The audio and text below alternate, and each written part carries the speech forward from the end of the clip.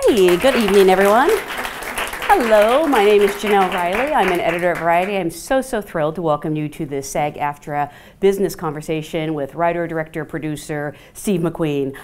This is a filmmaker who has never made a film that is less than riveting and unique, be it Hunger, 12 Years a Slave, or his current film, Widows. Along the way, he has picked up, among his many accolades, 2 BAFTA Awards, 2 Independent Spirit Awards, a Golden Globe, and an Academy Award. Please welcome Steve McQueen.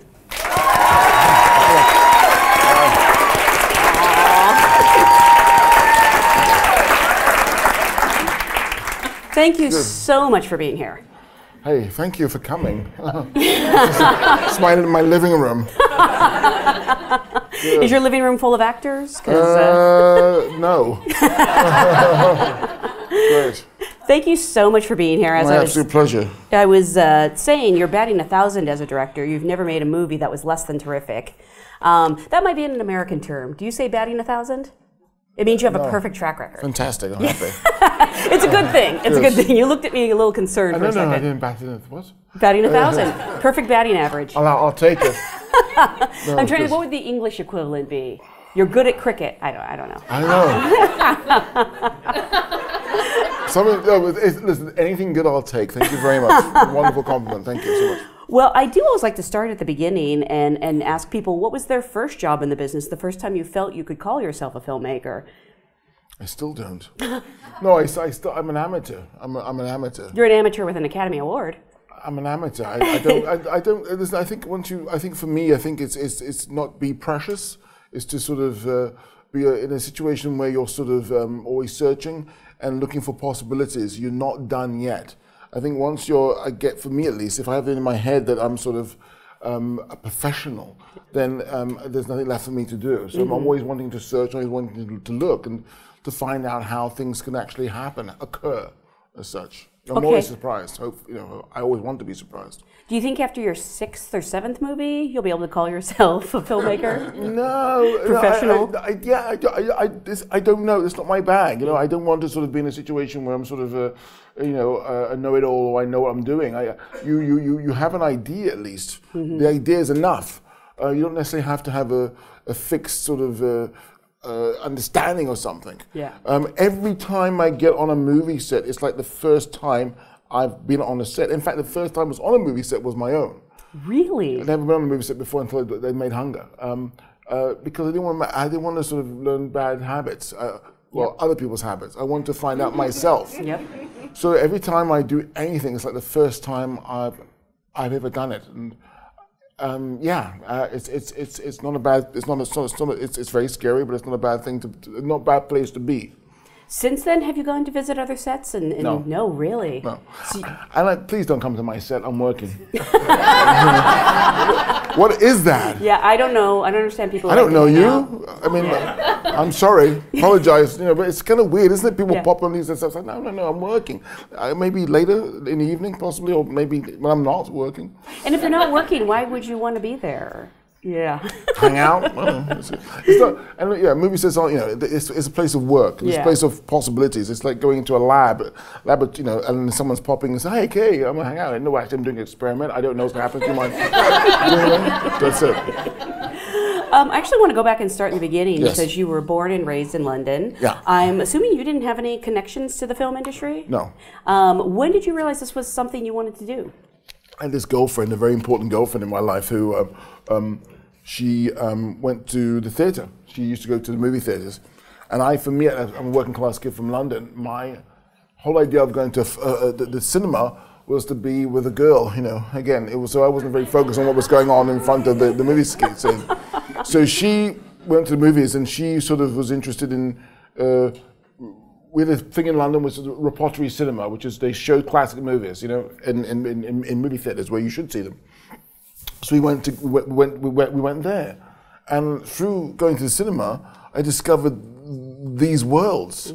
I discovered how people fell in love in Japan, how people fell in love in France, how people ate in sort of Taiwan, how people sort of did things in Italy and whatever, and you saw the world through the cinema. Yeah. And it was just incredible, and I was hooked.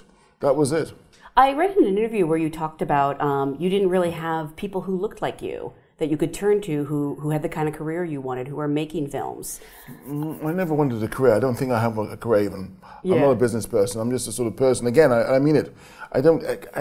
Maybe it's just a situation where I'm trying to sort of just grapple. I'm trying to figure it out.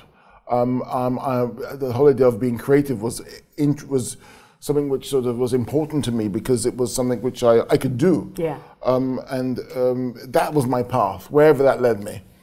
So who were some of, I don't know, maybe I want to say influences, or some of the people who inspired you in those early films? People like Godard, definitely. People like Jean Vigo, who's another French director, did a film called Atalante and Zero de Conduite. People who were experimenting, who were looking. Who else in that sense? I mean, there's Warhol. You know, I didn't know. You know, you just saw it was film. It was anything that was on film, which was possibilities, those kind of things. And then you discover other people, of course, in your journey. Yeah. What about Buster Keaton? Because I know one of your shorts is sort of an homage to him. Not necessarily. I mean, I think yes, definitely there was a deadpan, but yeah. I mean, it wasn't. That was just that Steamboat Bill Jr. from 1928 was a kind of incredible piece. But he wasn't necessarily an influence on me, but all. But that sequence was very interesting. It was an artwork I think called Deadpan, where he's sort of semi-unconscious and he's in a daze and he's standing in a tornado and a facade of a house falls through him. Imagine you know that, and he escapes through the open window. So that was interesting for me as an artwork and just experimenting with her horizontal and vertical and blah blah blah. So yeah. So what were you? So what were you sort of thinking? Again, I don't want to use the word career, but what did you think you would do? Did you always know you wanted to be a filmmaker? I didn't think. I just did. I did stuff. I didn't think. And wherever the path, wherever it led me, it led me. You know, again, I was very fortunate. You know, I grew up in the UK where people were paid to go to university. We didn't pay we didn't pay for university. People paid you to go to university. So I was very lucky. Who pays you? The state. The government? Of course, yes, the government, yeah, state. I mean, you say of course, but I'm like baffled by this. Well, that's how it should be. Education is a right. It's not a privilege. And you know, it's the fact that only people with money can go to the best schools it's just obscene. It's obscene. It's obscene. So I was very lucky, and now you have to pay, but not as much as you unfortunately you do here. I think it's like £7,000 a year now, but of course it's not as much as here. So anyway, the possibility of going to art school and to experiment and to explore and to fail and to find oneself within that, and of course. I went to, I was at school until I was 18 years old, and then went to university, went to art school, I went to Chelsea, then went to Goldsmiths, it's a rival art school, so it's called Goldsmiths. And of course, in the first three months, you're given a studio, and you said, okay, get on with it, do what you want to do, and you have tutorials. So for the first 3 months, you go, yippee, you're not told what to do, when to do it, or how to do it. You know, for all your life, and since you were 5 years old, you've been told how, when, and what. And all of a sudden, you're free, and it's fantastic.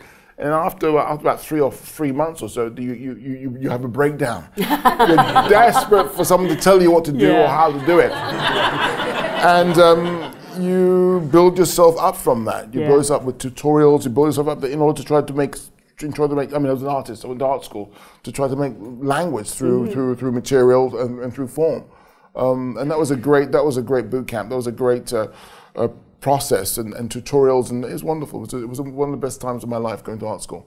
And you came out and did some time at, I make it sound like prison, but you went to the Tisch School of the Arts at NYU? I went to NYU for like 4 months, less than 4 months, yeah. Really? Yeah, I hated it, yes. Like really? I've actually heard that. Yeah, I mean, it was just one of those things where, it was like going to a circus. You could come out and do the splits and everything, but there wasn't anyone to tell you. Individuality for me wasn't there, and what happened in art school, I was allowed to explore. I was allowed to make mistakes, and of course, there's a function. There's this whole idea of in film school where there's the practical side, which is interesting, but I don't know. It wasn't for me. I was much more interested in ideas and possibilities than to be put into a straitjacket of how you should make a feature film. I don't think, I want to throw the camera in the air and catch it. I want to see what that could do, how you could know. You have to explore, you have to find out yourself. And there's no right or wrong way of doing it. The only wrong thing about it if it doesn't make sense, if it doesn't communicate. So there's the law is the law because it's a construction. My idea is how you can break convention or to sort of make form, which is much more closer to who we are as human beings. It's very, very important for me, at least. Did you ever actually throw a camera in the air? Yeah, of course. Yeah, I mean, why wouldn't you? What does it look like? What could happen? Things that are in your head, you have to sort of do it and find out, okay, well, that doesn't work, or that does work, Unless you do it, you never bloody know. And I'm deadly serious about this. It's not even laughing matter in the sense of why would you constrict yourself from doing what other people tell you to do or how to do it, unless you find out yourself. It's like even in acting, when you're trying to do something, how would you know how to get to that point without you trying to do it in the first place? As you know, the most important thing as an actor is to make yourself be is not care to be ridiculous. Who cares? You're going to die anyway. Who gives a shit? And I'm deadly serious. I'm not even lying. I'm serious. Who cares? Who cares? The worst actors are the one that tries to be cool. I'm way not cool. Yeah. That's so funny because I was actually cool was one of the words I was thinking of when I was driving over here. Yeah. God, no. You're so not cool. You've come back around and you're cool again. Well, I don't know. I think cool is not being cool. I think again, you've got to let go. You got to that was a Buddhist thing, unclutch. I think you want to sort of find out what the possibilities are of or how you could get to where you need to get. You have to allow yourself to and it's possibly it's not easy. Possibly you have to sort of get into some kind of groove, into some situation to get there. But you have to get in order to sort of find out. Otherwise, you're limited by your own inhibitions. Yeah. And I have to believe that no matter how badly you may embarrass yourself, you might regret it for 5 minutes, but do you spend the rest of your life thinking about it? I don't care. Yeah, it's gone already. That's the problem. Yeah. I think this whole idea of being cool or thinking what other people, who gives a, excuse my language, can I swear? Oh yeah. These are all actors. Who gives a fuck what other people think? I mean, it's very important. If you're holding back, or you're trying to sort of, you're limited. You're limiting yourself. You're not doing yourself any favors. You're not doing yourself any favors. And that goes across the board, whatever activity you're pursuing.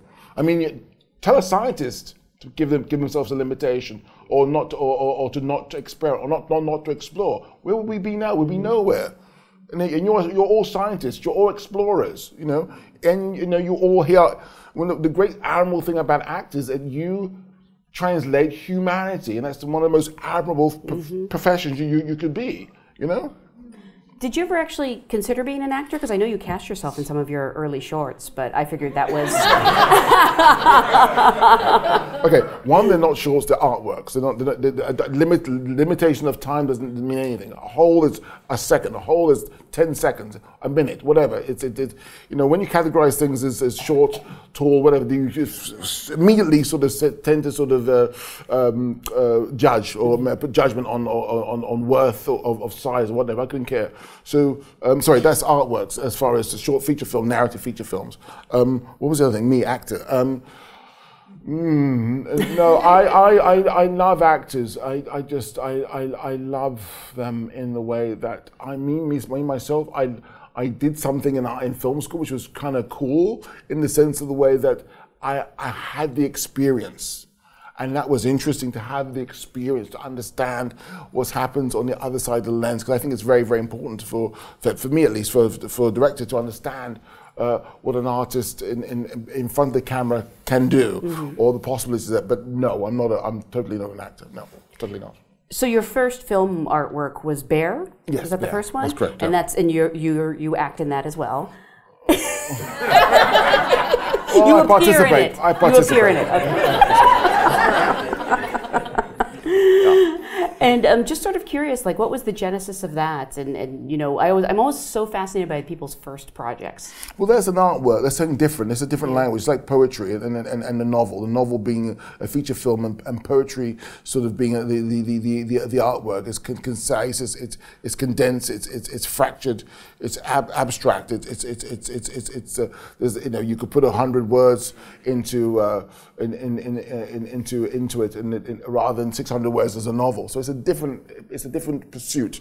So I wouldn't categorize it as a first sort of exploration into narrative feature film. It's much more of an exploratory sort of venture in art as such.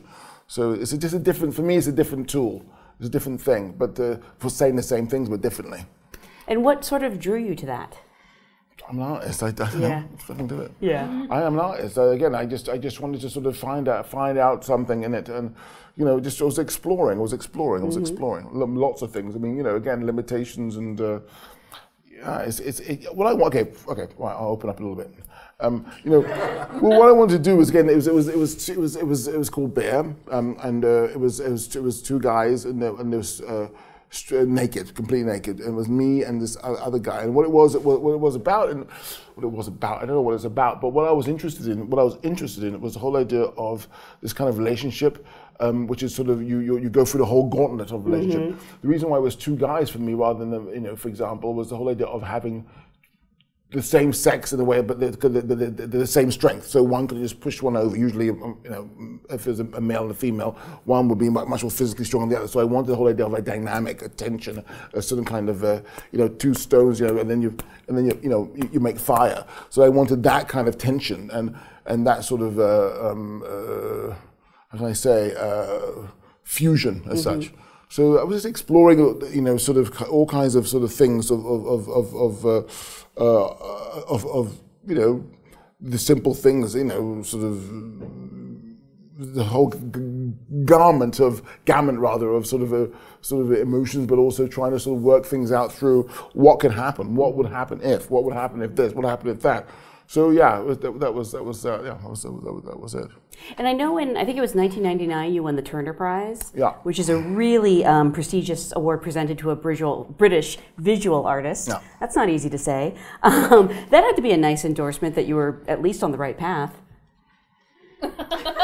Yeah, well, I don't really, you know, again, I don't, excuse me, I don't really, that's not, you know, again, it was nice, but at the same time, it's like, okay, now, work, you know, WORK, it's great, yes, fantastic, but it's like the work.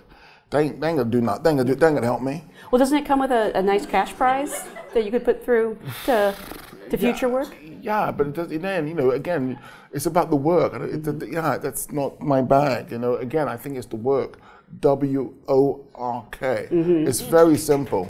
I mean, I don't know. I mean, you know, I'd be very disappointed if it was always worried about what other people think or what I could get or whatever. It's about the work, you know, that's the thing. But it's nice to know that people are appreciating.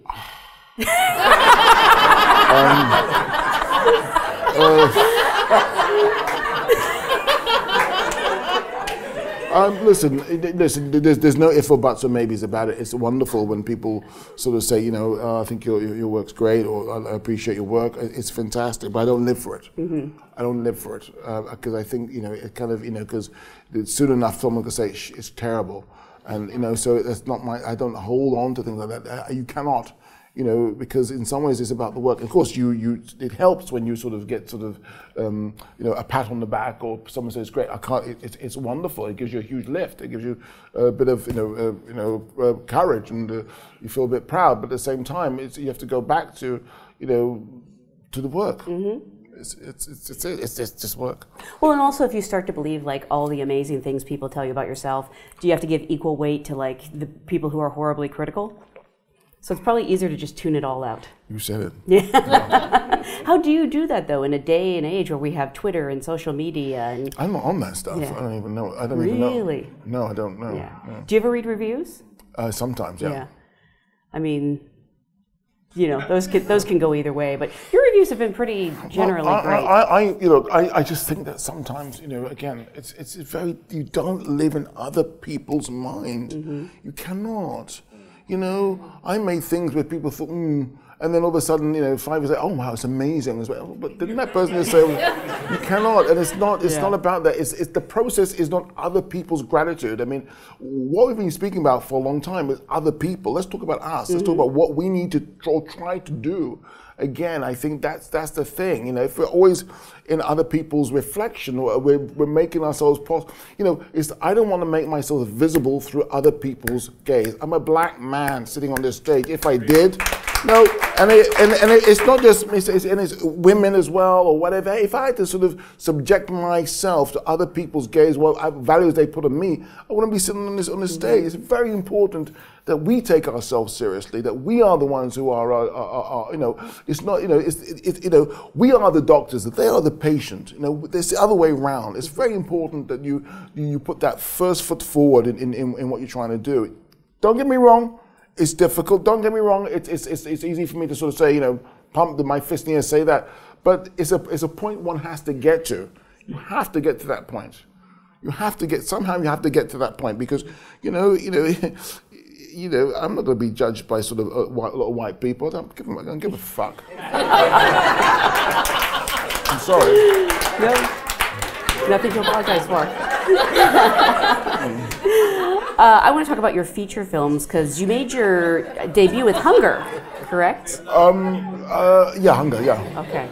This was specifically about Bobby Sands' hunger strike, and I'm sort of curious, what drew you to this topic, or was it about the person, and specifically, again, when you're making the leap to feature films? Well, I didn't, what it was the idea. I wasn't thinking about a feature film. The idea, because I was an artist and I was thinking about ideas, the idea told me it needed to be a feature film. So it was the idea. Sometimes you have the form comes before, idea comes before the form. Always the idea and then the form. So, this needs to be a feature film. And so what happened was when I was a kid, this image of this person came up on the TV screen with a number underneath it. And and this number changed every day. So I remember asking my mother, "Mum, what? Who's this person? Why is his number changing?" I thought first of all it was his age. She goes, "This is the guy's called Bobby Sands, and he's on hunger strike, and this is the amount of days he's been on hunger strike." So I thought, interesting. It was kind of weird as a child, but somehow related. I sort of got it in a way. It reminded me, as we all were at one point. We were children, and we were all children, and. Your mother or your father put that food in front of you, and they said they said to you, you didn't want to eat it, and your mother or father said to you, you're not going to leave this table unless you finish this food. And your only power as a child was refraining from eating. What time you went to bed, what clothes you wore, what time you woke up was always sort of dictated to you by your parents, or your parent. And the only power one had was to refused to retain food. So it was this oral thing, and I just sort of I related to it somehow, and it always stuck with me. At that, and I just somehow as in your journey, you always put things in your pocket. Yeah, things always attach themselves to you, and at some point maybe they come out. And that was that. I always remember there was a situation. I remember also when I was doing some research on Bobby Sands, there was a situation where Goddard was speaking to Pauline Kael. I think it was, and did a conversation. It was a day that Bobby Sands died, I think, or day after Bobby Sands' day, a few days, where he said that the Barnamonov and Bobby Sands were childish. And then I somehow kind of put the two and two together. In the sense of being a child. I mean, maybe he got amended in a very different way than I thought of it. But it was interesting in the sense of children and oral. Now, I know it is stuck in my head somehow. And I love the idea that in order for him to be heard, he stopped eating. Interesting. So the whole idea of his body being a weapon as such, or he's confined to the cell, 5 foot by whatever, 6 foot. 5 foot by 7 foot, but having to use what you have, your body as a tool. Interesting. So I just thought this is, and of course this man, these men, 10 men sort of died in a British prison cell through starvation, and it was a history that was swept beneath the carpet, and I wanted sort of to examine it. So I went to Belfast. Wow. You mentioned you were probably carrying this idea around in your head since you were a child, but when you first started to sort of develop the idea, how long before it usually reveals itself to you what the medium is going to be? Like, when did you realize it was going to be a feature film? Had you been mulling it for some time, or did it come pretty quickly? I don't know. How long a feature film? I mean, I think when I was pressed, I think because I think at a certain point there was a possibility of me doing something on film, and I was pressed, and then it came out, and that was it. I had a friend of mine, an artist, says I don't shit on command. Well, sometimes you have to, you know. Yeah. So people were sort of courting you to make a feature? Sort of, yes, yeah. Sort of. There's a woman called Jan Younghusband who I approached, and she was head of Channel 4 Arts, and that's when they had money. And they gave me £900,000 to do it, and she lost her job because of it. What are you giving this guy? I can imagine, and then I got some money from I think it was Northern Ireland Film, and I got some money from the Welsh Film Board, which I think we ended up £1.3 million to make the picture. Wow. And this marks your first collaboration with Michael Fassbender. Yeah. You've gone on to make 3 films together. 3, yeah. I mean, where did you just meet him through a casting call? Auditioning. Really? Auditioning. And I mean, it sounds so cliche, but did you know instantly he had something special? No, I didn't like him the first time. Really? No, I didn't. I thought he was cocky. I thought he was a bit cocky. But then again, that shows my naivety too, because again, as a first-time director, and people are coming in, don't, as you know, with auditions, how much do you give? Mm-hmm. How much do you give? You want to give it, and then, because, maybe knocked back a few or 4, more than a few times. How much do you give? And how is your job as director to see through that sometimes, especially at that stage. And what happened was that he came in, and I was like, yeah, and he was a bit cocky, I thought, and then I thought, okay, and I wanted to see some other people the next day. And the contract said, well, should we get Michael back? I said, okay, well, yeah, bring him back. And next time he was there, it was like, boom, he just shone. And that was it. So I offered him the job, I think, on the spot. Wow. And we walked out, yeah. I mean, did you talk, because I know his commitment to this role was insane. He lost a lot of weight. He really researched, put himself through the mind, not just physically, but mentally. Yes, heavy. Did you talk about that commitment, or did he kind of surprise you by showing up with that? I don't think, we talked about it, but I think coming to that audition, you knew what you had to do. We talked about it in great detail. And Michael was just sort of, again, I think at that time we got like a house on fire immediately. Yeah. And he knew what he had to sort of do. And he actually came here to lose the weight. He had to sort of stay out of the sun because, he needed to be away. We shot I think we shot it, we shot the beginning of it, we shut down for like, I don't know how many months we shut down, then him to go off and lose the weight. And again, when he came back, of course, after the couple of months or so away, I was like, oh, is he okay? He's lost the weight. Oh, is he okay? He's lost the weight.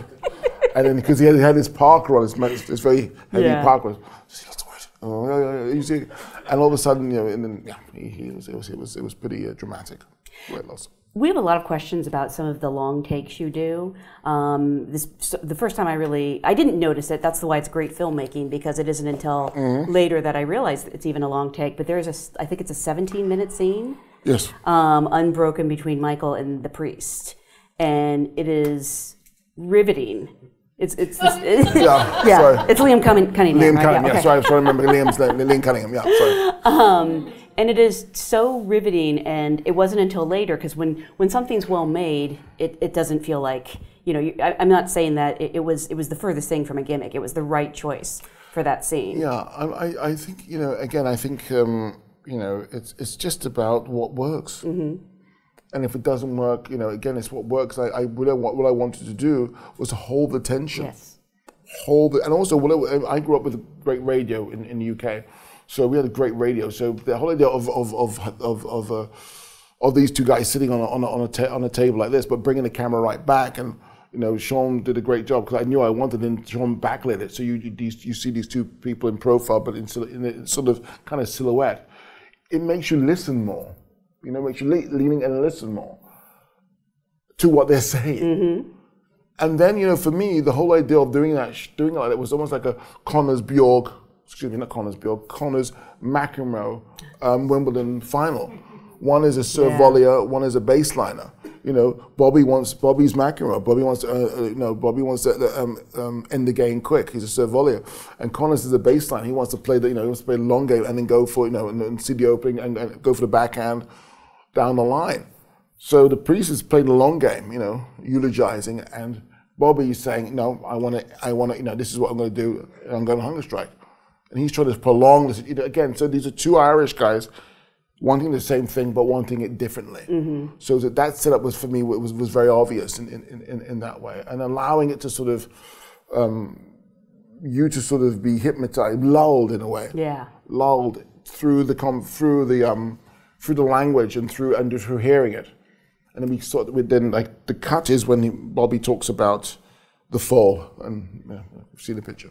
I mean, there's another sort of infamous long take in 12 Years a Slave that is, it's almost unbearable because the tension is so tense. Well, we're talking about the form, which I'm not too keen on, and that's fine. I'm not so keen on because it's not about the spectacle. Mm-hmm. It's about the content, and the content is why I did it. So the spectacle of craft is. I don't really, yes, it's necessary because it's a spectacle. It's not a spectacle. It's necessary because it tells a story. But I don't want to focus on the spectacle of the long take because it's just like to do the sort of two-shot. Because we could talk about the two-shot. Mm-hmm. We could talk about the medium shot. It doesn't matter. That's not my focus. My focus is holding the tension in the narrative. And if, for example, that passage shot, which we'll talk about, is the reason why, if I had put a cut in there, I would let the audience off the hook. Yep. I didn't want that to happen. Mm-hmm. I wanted to hold that tension, hold it. It's like holding one's breath, holding their breath, and then of course at the end we get to certain, and it's heavy because I want to put that responsibility on the audience. So it's not about the spectacle; it's about the content. So it's very, very important that. And again, you said, I was very grateful, you said that you didn't notice it, and that's what it's about. It's about, because you're so into the drama. Yeah. And of course, you need great actors to fill that. Mm-hmm. If you're doing that, and my goodness gracious, the thing with Liam and Michael in the priest, the conversation with Liam and the priest and Bobby, that was heavy. That was, I was asking them to do something for 17 and a half minutes. No, in fact, we actually did take, it was 24 minutes because we did the whole thing and then they cut it into it when Bobby starts talking about the fall, the dream. Yeah. And they basically roomed together, Michael and Liam, and basically every morning with their porridge, they would practice the scene. So, yeah. Well, I think the perfect blend is actually in Widows, where you have, again, I didn't notice that it was a single take, where Colin Farrell's character starts in kind of a poorer neighborhood, and then as he's talking, he drives into a wealthier neighborhood, and it's like so much is conveyed in this one scene. And then in listening to the dialogue too, like it's just layer upon layer upon layer. I could watch that scene again and again. Well, it's 6 narratives, 6 things in one take. It's the fact that as soon as Colin Farrell, who plays Mulligan, goes into the car, we understand he doesn't give a damn about the people he just spoke about. Doesn't give a damn. Mm-hmm. We understand he doesn't even want to be in politics anyway. We understand he has a huge rift with his father. He has a problematic relationship with his father.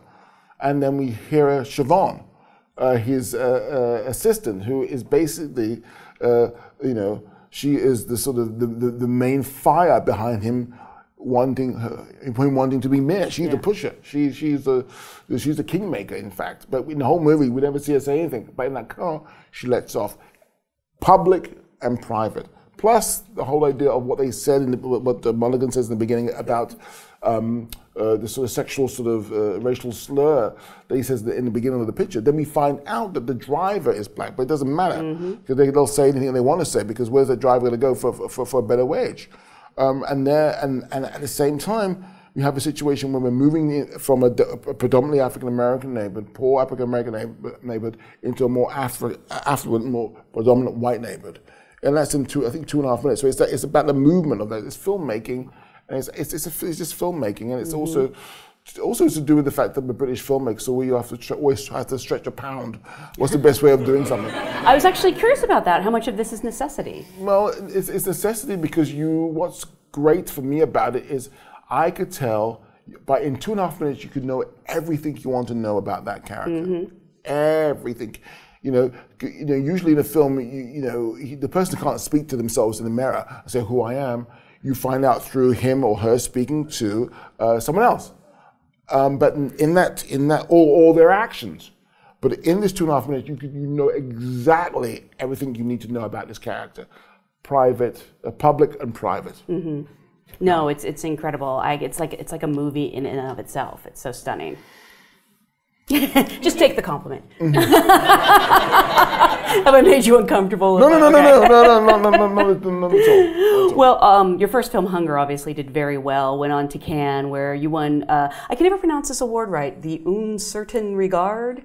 No, it was Un Certain Regard. It was Camera d'Or. Oh, really? It's a prize for. Oh, you won the Golden Camera. Yeah. Yes. The Camera d'Or. So it's the prize for first feature film. Mm-hmm. And then you went on to win a BAFTA award for Most Promising Newcomer, which I always have mixed feelings about declaring a newcomer. Did that sort of open the doors for you to do whatever you wanted next, or? I just wanted to. Yes, I could get money to make another picture. Yes. Yeah. And that was Shame. Oh, for sure, for shame. So Shame, again, I always feel like I'm in a room of actors, you talk more about acting in a way. I just feeling that, Shame was sort of a whole idea of dealing with addiction. And then you think of films like Lost Weekend, and I was just thinking about sexual addiction, and as far as you needing another person or needing a situation, it's another sexual, just addiction and sex within film and wanting to explore that. That was interesting to me in the sense of way of relationships, and also to do with the whole idea of addiction and need and want. I feel like that's a story that is we probably know has touched a lot of people, but I don't think I've ever seen it on film before. I've never seen a movie about a sex addict where that was the central story. Like sometimes it's a character quirk, but not that I know. But again, it's it was just interesting to me of the stem of this sort of situation, but also where it went, and working with Michael and Kerry Mulligan and Nicole. It was interesting. It was great. It's just to explore. Yeah. What that is, and I wrote it with Abby Morgan. It was amazing. It was a great collaborator, and first what we did, in fact, I wanted to make the film in London, but at the time, that was a time of the Tiger Woods sort of thing happening, and it was a time of Murdoch buggings happen. People being bugged. Right. That's right. So at the time, we knocking on people's door when they talk about sexual addiction wasn't particularly welcome, because everyone thought we were sort of journalists, and this Tiger Woods things blew up and holiday, So I thought, okay, the best place we could go to was New York, the city that never sleeps. That would be the obvious place to go. And then we spoke to therapists, sex therapists over there, sexual addiction therapists, and people like that, and we dug into it, myself and Abby, and it was really kind of great. It was like being. Again, I love doing the research on everything what I do, because it's like being a detective and finding things out you can never imagine. So that was great. And you followed that with 12 Years a Slave, which is another story. Like we have seen slavery stories before, but I am embarrassed to admit I did not know Solomon Northup's story. And I feel like it's something that should be taught in schools. Yeah, I live in Amsterdam, and I know the Anne Frank story. I think Solomon deserves the same sort of prominence. And it was a situation where I was looking for the story, and then my wife said to me, "Why don't you just look for true stories?" And then we said, "Okay, well, we'll do some research." And we both were looking, and she found this book called. What was the book called again? 12 Years Slave. It's been a long day. 12 Years a Slave, and I couldn't believe it. Because that's the story. Actually, I wanted to make a movie about a free man who was captured and put into slavery, and there was the bloody book. Wow. There it was, 12 Years a Slave, and I read this book, and I couldn't believe it. I couldn't believe I didn't know this gentleman. I couldn't believe I didn't know the story, and I thought, well, there it is. This is the movie that I want. I have to make. There it was, And you spent a lot of time developing this, right? Like, I feel like, were you working on it even when you were working on Shame? No. No. Okay. No. The book. You know, again, the book was so fruitful as far as the script is concerned, and how, you know, again, it was it was virtually just taken from the flipping book. It was all there. Yeah. A few exceptions, but it was really kind of, you know, we had a gold mine. And then you go to New Orleans, and you do the research, and you sort of it was very fortunate. The fact that an idea that I had happened to be an actual reality. So I'm just very grateful to my wife for finding that book. I want to talk about. One last thing that we did for that. So what happened was, as myself and Montel Williams, in fact, he came to me, and we got that book to be in every single school in America. And every single library in America has that book. Yeah. That's great. Yeah. I want to, sure. Montel. I want to talk about the ensemble of this movie, because it's such a large ensemble, and every role is cast flawlessly. Like it's one of the best film ensembles I've ever seen, and it includes people, you know, who had been doing this a little while, like Paul Giamatti and Alfre Woodard, down to, you know, someone who had never done a film before, like Lupita Nyong'o.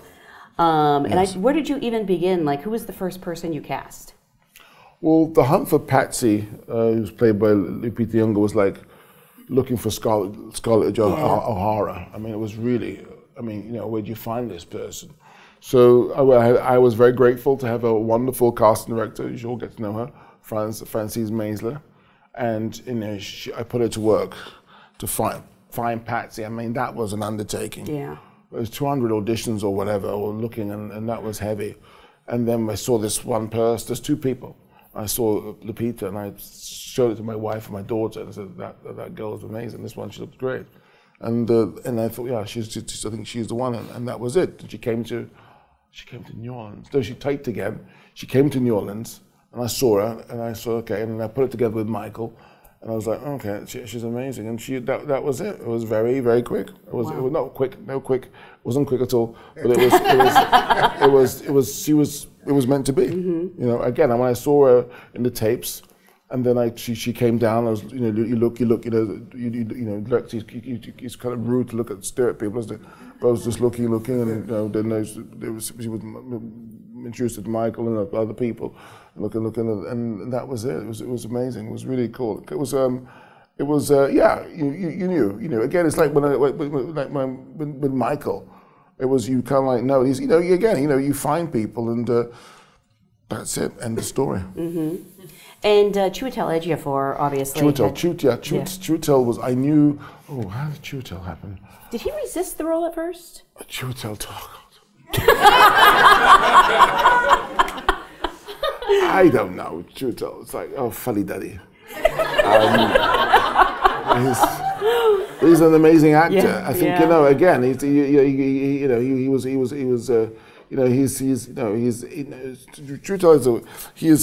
comes into a room, and he kind of he sits up straight. He has a sort of quality to him, and you know, he's such a beautiful, fragile, you know, he's marvelous. Yeah. He walked into a room, and you know he's not meant to be. He maybe have a robe on or something like that. He's half dressed. Yeah. You have so many different styles in that movie. I just don't even know, like, as a director, if you try to get everyone on the same page, or if you let people just sort of do their thing. Because, you know, there are people who are classically trained. There are, you know, people who might be new to the business. I can't even imagine. Rehearsals. Oh, I mean, Sarah Paulson, that was genius as well. Sarah was genius as well, because at that point, Sarah Paulson wasn't necessarily Sarah Paulson at that time.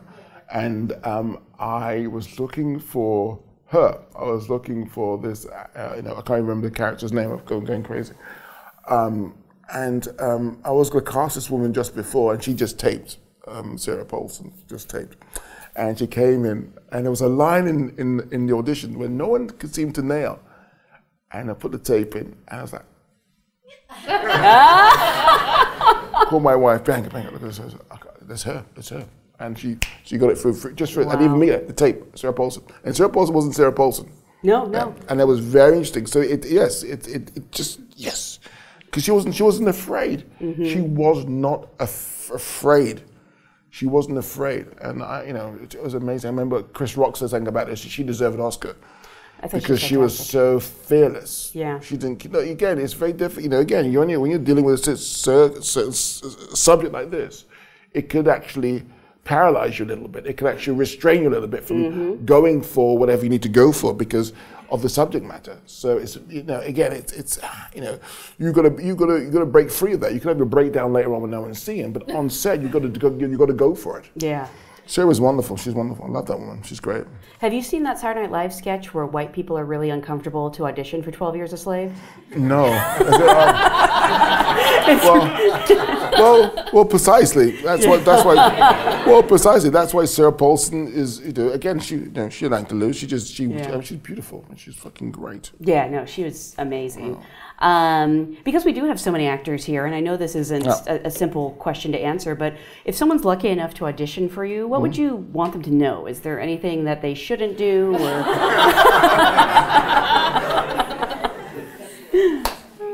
I just think be themselves. I think look, I think you're your best when you're yourselves. It's because you can't change yourself for anyone. Don't mold yourself to anyone. You're yourself. That's it. I mean, again, polite and just be polite, of course, and then come in and be yourself and do your best. That's it. That's all you can do. I think and your vessel, your tool is you. You're the artist. It's your canvas is this. This is your canvas. So again, you have to sort of take yourself seriously because this is your tool. You can't be lazy. Because you're lazy, it's not going to be a good painting, is it? I mean, it's sloppy. So you're as an artwork, you have to sort of push yourself forward. It's very important. And again, you don't try to sort of to be loose. Go for it. Whatever it is. I mean, the unorthodox I think is always interesting because it's always closer to who we actually are. Yeah. Again, laugh when you want to be happy, sad. I don't know. Whatever. I don't know. It's figure it out. I don't know what comes out. I'm happy it's difficult. It's difficult, but it's not impossible. That's why there's great actors. Yeah. And there's actors. So you have to want to be a great actor. I think just do it. I mean, whatever. I like hearing that you cast a lot of people off of tape. Yes. Because I think actors always wonder when they send these tapes into oblivion, do people really see them? Oh yes, Elizabeth Debicki. I mean, Elizabeth was in the. I met Elizabeth once at this red carpet thing, which I didn't want to be at, and I was like, hi, bye. And then she was in a play called The Maids with Elizabeth O'Pear and Kate Blanchett, and I heard about this. And I love Jean Genet, the playwright, and I thought, okay, well, can she audition? Can put her on tape? And I said, put on tape. And I thought, okay, well, okay, interesting. Can you fly over? So I think she was just here. She'd come up from Australia. So yeah, man. I mean, Sarah Paulson got that role because of that tape. Not if, not but, no maybe about it. That was it. It was like boom. It was like bang. I was like, amazing. No, it's not a waste of time. It's totally not. Absolutely not. No. Well, since you brought up Elizabeth Debicki, I want to talk about Widows, which is such a fantastic movie. And I know this is based on, is it Linda LaPlante? Yeah, Linda LaPlante. Yeah, Linda wrote, this is the first thing she wrote for television, and she wrote Prime Suspects, but I think the world knows her because she put Helen Mirren on the map. That was her, yeah. So this was a miniseries on the BBC. That's correct. ITV. What's the difference? It's a commercial TV with the adverts on the side. Oh, they're like competitors? Yeah. when we had 4 channels, 3 channels even. I just thought there was only the BBC. No, in 1983, April, when I saw it, there were 3 channels. There's BBC One, BBC Two, and ITV, and that was the one with all the adverts on it. Okay, so it originally aired there. And how old were you when you first saw it? 13. Really? And is it sort of like, you were mentioning with Bobby Sands, you saw that image early, and it really, informed you. Again, I told the story a few times now, because you can imagine, but it was one of those things where I was 13 years old, lying on my mother's sort of spiral red carpet, hands propping up my face, lying too close to the TV, and this series came on in 1983 called Widows. And immediately I identified with these women, who were being judged by their parents and deemed not to be capable, similar to how I was being judged as a 13-year-old black child growing up in London in the 80s. Usually I would project myself onto sort of Sean Connery being 007, or Johnny Wiseman playing Tarzan, but all of a sudden I saw these heroes that I could actually identify with. Yeah. I kind of knew their plight. And I loved that they could sort of surf and navigate in their escapade these stereotypes and put them on their head. So yeah, it was kind of, again, it's one of those things as you grow up and as we're still moving along, that you take and you put in your pocket, or they find you, you become magnet and they stick to you. And that was one of them. Did you always know you wanted to make it into a film, or did that more recently sort of start rattling around in your mind? I had a cigar and I was 13 years old. This is my fourth movie. Someday I'll do this. No, but I didn't know, but it just stayed with me. Kind of like something's come at you, that you have this I must have. I didn't know, but it was with me. It was traveling with me, and I was like, okay, this. And I remember actually being in LA in 2011, 2012, and seeing a lot of actresses, great actresses, and they weren't working. I thought, oh yeah. Widows. And I think maybe that prompted it, but that was the thing where I thought, that was it. I think that prompted it, but I knew about it. It was in me. Yeah. I actually want to talk about the casting. 2012, 11. Yeah. I want to talk about the casting of this movie because you didn't, from my understanding, is you didn't write the roles necessarily for people of color. Don't do that. Really, you never do that. Well, not always. Not always. No, Belle, I did. Of course, Belle, I did. Because again, it was in Chicago, so and Veronica not. Mm-hmm. But then I met Viola. I thought, oh yes, that would be great, and I knew women like that. Yeah. From New York and Chicago and LA, I knew women like that. So yes, then I thought, okay, Viola. I mean, I walked into a door. I was talking to some other actresses as well, and as soon as I opened the door, I thought, okay, there's Veronica, Viola Davis. Mm-hmm. Amazing. I mean, she's just stunning. And she talked about, like, one of the most nerve-wracking things she's ever had to do in the movies was love scenes with Liam Neeson, which you wouldn't think would be difficult.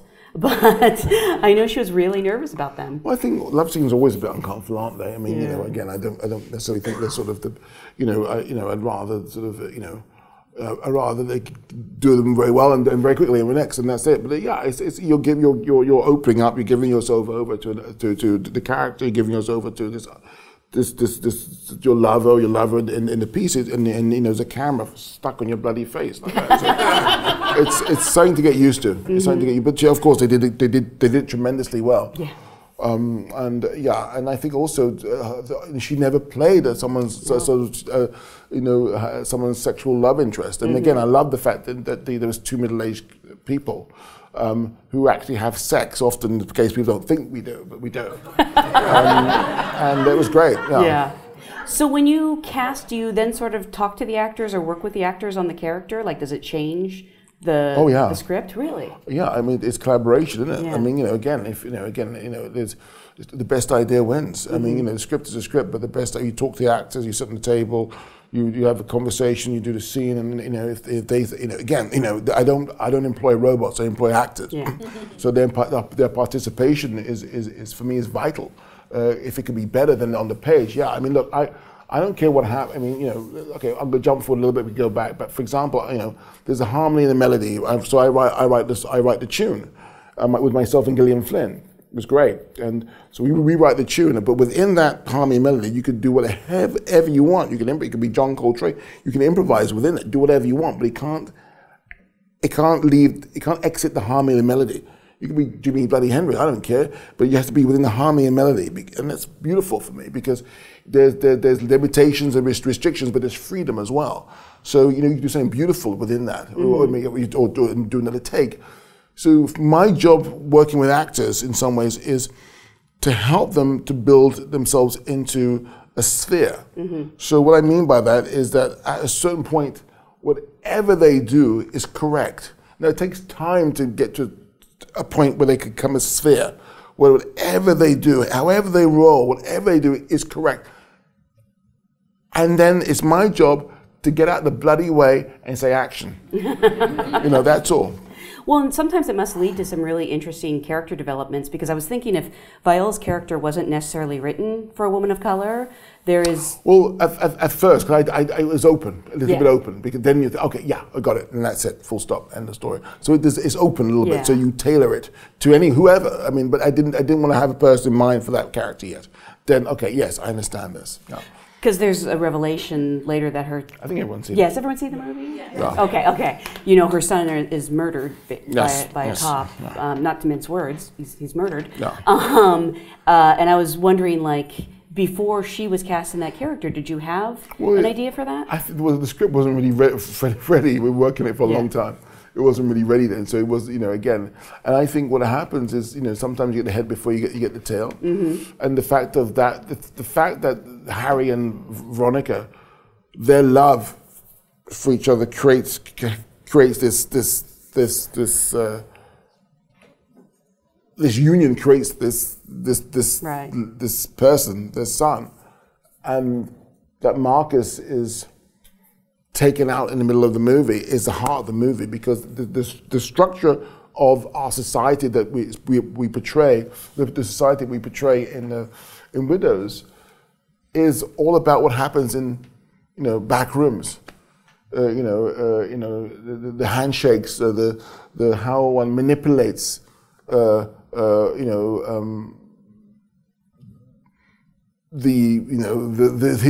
people, the community, how people, you know, get away with it, and that sort of society, unfortunately, leads to something like Marcus happening, leads to a school shooting, because you're allowing the moral fabric of the country or of the situation to sort of erode. You're not even upholding the situation of trying to sort of, you know, people getting away with murder, you know, in uniform, or people continuing to sort of, you know, have a situation where they could get guns easily. That environment creates the fact that innocence is taken away. The fact of the matter with Marcus, I mean, did Liam have the talk with Marcus? Did Marcus think that his complexion, lighter complexion, and his background was his sort of, the fact that he was different from other people who were like him, you know? So he thought that he thought he had an advantage within that. So it's far more complex. Harry, did he know the society or the environment that his son was in? Did he know that landscape, him as a white man? Yeah. I don't know. Possibly. Was he aware of it? Did he put blinkers on? Oh, well, no, we're all people, we're all the same. I don't know. You know, to lead to him having to deal with it. Yeah. Veronica saying that, you know, if you had him with someone else, maybe he'd be still alive. So there's a huge complexity of story there, and it's simple. I mean, it's one of those things where it happens with a narrative, but then you could have the conversation afterwards. You know, did Veronica sort of not feel that? Did she share the talk with him? Was she thinking that he was? Was she trying to also her situation away from her, you know, her own sort of immediate background? I mean, you know, again, she's a well-educated sort of, you know, rather, you know, fairly wealthy upper middle class black woman, you know, and they exist. They exist. Then not only do they exist, they're married to people that look like Liam Neeson.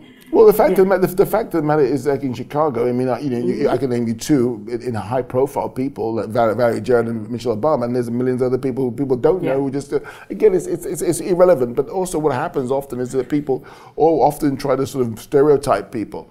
So, you know, that doesn't exist, or how does that happen? I mean, gee whiz, Batman, you know, and that's why the people like to sort of how can I say, marginalize possibilities within certain people of color, for sure. Because I know Viola said, like, you know, she was a little concerned about, like, being up against a Hollywood hunk like Liam Neeson, and you said, I see couples like you guys all the time. Everyone does. I mean, we fall asleep when we see them, because it's only when they're up on a cinema screen that it becomes this sort of thing. Yeah. I understand it. Or in individual people's minds, it becomes a thing. You know, whoever you are, because you bring your own history to the movie screen, and you project your own sort of, thoughts or ideas or prejudice onto it. So, sorry? Not as much in America. What do you mean? Like, not in America. Well, not in America. Not in what? America. I don't see couples like as often. Like, I see couples that all the time now. Yeah. I mean, come on. I mean, that's not. I mean, that's. I mean, well, I mean, I know. I mean, no. You see, you know, hello. I do want to take some questions from the audience. There's one, actually it doesn't say who it's from. Can you talk about the process of the collaboration with Gillian Flynn versus writing on your own? I mean, again, your own president, your own former president is from a mixed race marriage, mixed race sort of relationship. I mean, we are complicated people. We are not one-dimensional people. His father was from Kenya. You know, again, he was, the whole story of Barack Obama is, growing up in Hawaii and Indonesia. His father, he met his mother in the UN. I mean, come on. We are human fucking beings, okay? We're not stereotypes, okay? We're complex. Lord.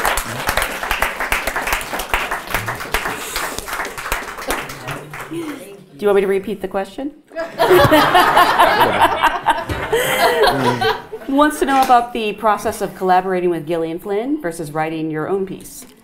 Well, I think for everything I've done, I've collaborated with the writing. It's one of those things where I like playing tennis with someone rather than on a wall.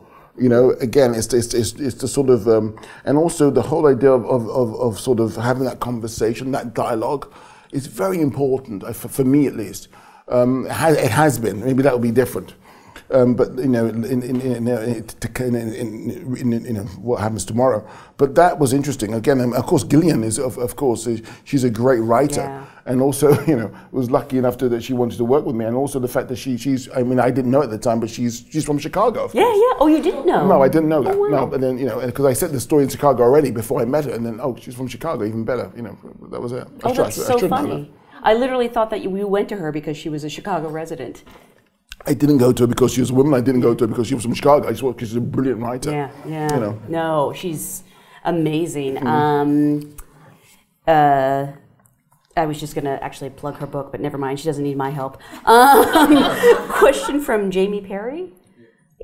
Wants to know, could you talk about the process of directing Widows and anything new you learned from the process?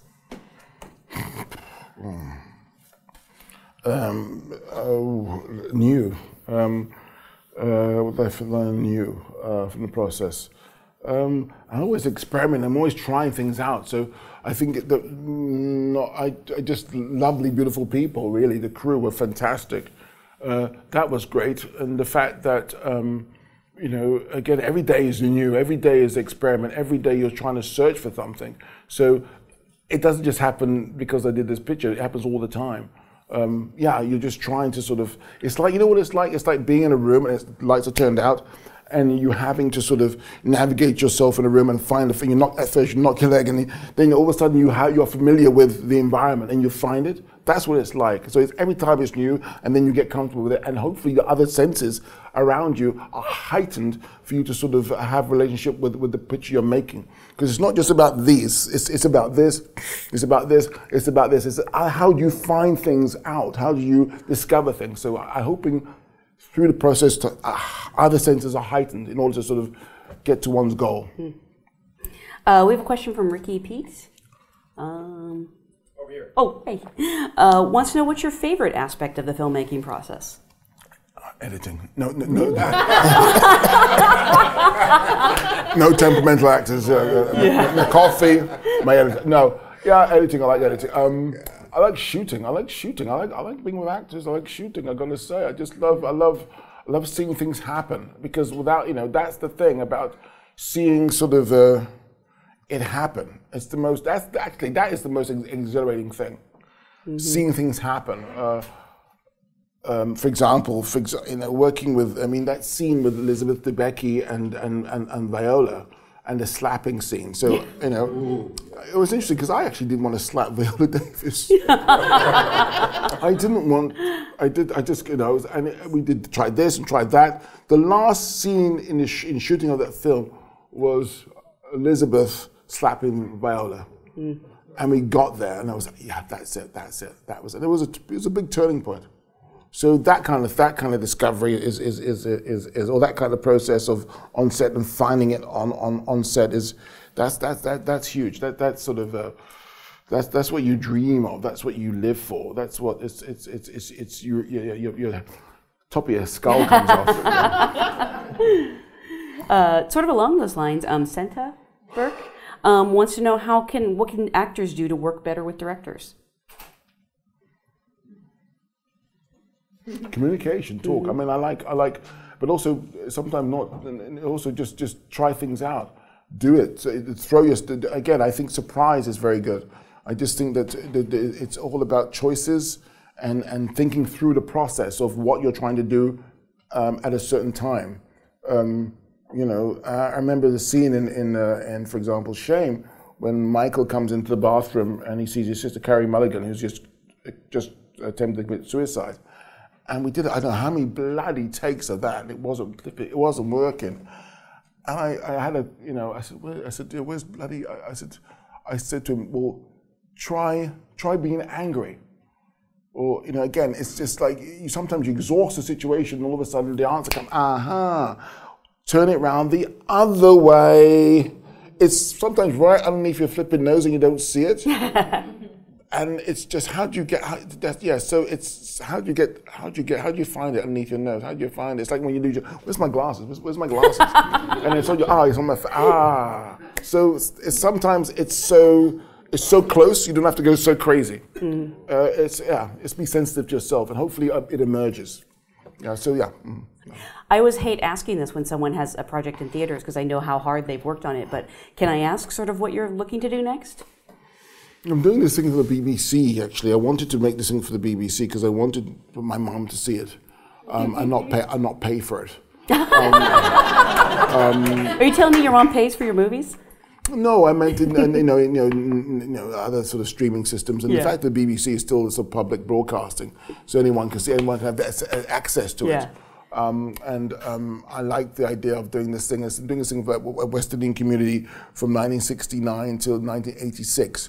And it's 6 episodes, 6 one-hour stories, but they're not joined. There's only 2 of them are episodic, and the rest of them, the other 4 are single one-hour pieces. Are you writing that now or shooting that? Or? We have written more. It took a while, and now we'll shoot next year. Oh, fantastic! Yeah. Well, I can't wait to see what you do next. It's always fantastic. That's yeah. Do you have any questions for us? I like fucking. I'm excited to be here because actors. I mean, they're my fucking favorite. I mean, I'm not. That sounds like I just because I've had so much joy and so much discovery. My movies are all about acting and actors.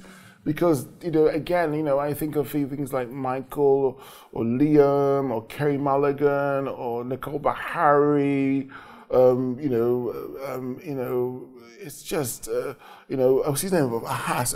Lucas Haas was so great. Lucas Haas. In Widows, yes. I mean, that was interesting about Lucas. I mean, he came along and he did an audition on tape. And again, and then he did an audition. Oh, that's interesting. Never thought of that. Never thought of it like that before. And he came along, and I think with Lucas, it's one of those things that his performance is so damn good. He's like a race car driver that if he goes a little bit left, it falls down, and he stays on that track so wonderfully because it's the romance. Yeah, it's even you, the audience, I think, are yearning of the possibility of it being an actual union. But actually, he was honest from day one. It's transactional.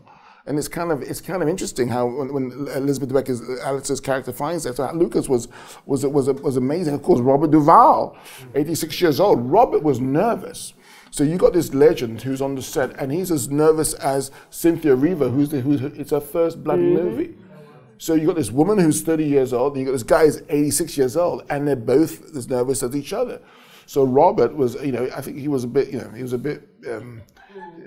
testy. When we started, but I think it's nerves, and I think you trust and who's this guy, and then once he could trust me, and then he was flying, and he was a gorgeous to sort of work with, in the gut, it was just sort of this guy who just he's doing things, and we rolling, we got it. And then Liam, and then Colin Farrell, his father, his son, and then and you got Cynthia Erivo, who's just sort of she's explosive, the scene about the gun, I got my own, and of course, listen, we got to do 2 seconds of this. We got to do Viola Davis and Michelle Rodriguez, please. Oh, okay, let's do Michelle. Okay, Michelle again. Casting Michelle Rodriguez. People did not want me to work with. Oh, because she's difficult. I thought, what the hell is that? Yeah. Someone asks questions and someone's curious. That's my friend. You know, someone's interesting and interested. That's my friend. That's gold.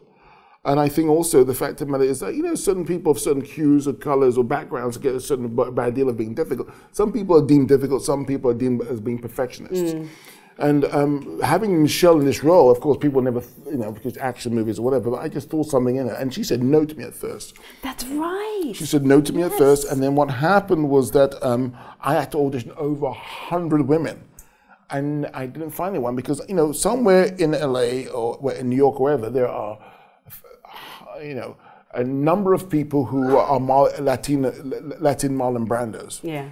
You know, or Latin sort of, I don't know, what you want to say, Elizabeth Taylor, I don't know, whatever. But they're not in movies, they're not in theatre. And so, you know, the people who I was seeing were so used to playing a certain type that it was very difficult to work with or didn't have that. You see, the thing about Michelle is that she got there on her own, and there's a fight about her because she had to do it to get where she was. She had to sort of have a certain kind of toughness. And all of a sudden, I was asking her to sort of play this woman whose husband has sort of gambled away her business, and she's left with nothing. And I think that when she read that, she wasn't interested. And I met her after I had this. I had all these auditions, and we spoke. And thank God she said yes. And through that, she discovered in some ways her mum in a way. And that's kind of corny to say that, but she really did. Through that process, she understood, you know, these strong women who actually had to raise children on their own and deal with what they had to deal with. And it was really amazing how her process in that. And, you know, she was, and I tell you, Michelle also was she was the engine in those four women. She was the person. She was almost like the sort of the people who could bring people in. I mean, of course, Viola was the captain, but this was the sort of vice captain. You could bring people in and could, bring people together. She was wonderful. She was infectious on set. You know, we on set we have that, and it goes on set, and it's wonderful. Okay. I've never seen anyone, by the way, who's better to their fans. Excuse me? She was better to their fans. I've seen her at events. She's so gracious and kind. Because she's proper people. Proper people. So all those people who say that she's difficult, they can fuck off. Really. Do we even know where that came from? Like, did someone just say that? She's a Latino tough woman. What you expect? I mean, in this business, what do you expect? She don't suffer fools. I mean, what do you expect? You know, she sort of. Anyway, we're moving on swiftly. Viola. So, and then I think everyone wants to go home. But the Viola, what's the thing about Viola is that she is she's an iceberg. There's so much depth. There's so much sort of volume that her eating cornflakes is even interesting. I mean, that's heavy. Her turning a handle of a door has so much weight. Yeah. Because there's a gravitas, and there's that, but also the vulnerability and the sort of the openness is just so tremendous. To the open, like I mean, the vulnerability that she shows it blinds you. It blinds you because of the strength to do that. So, for example, I talk about a scene where Elizabeth slaps her, and then she's vulnerable, and then Elizabeth holds her.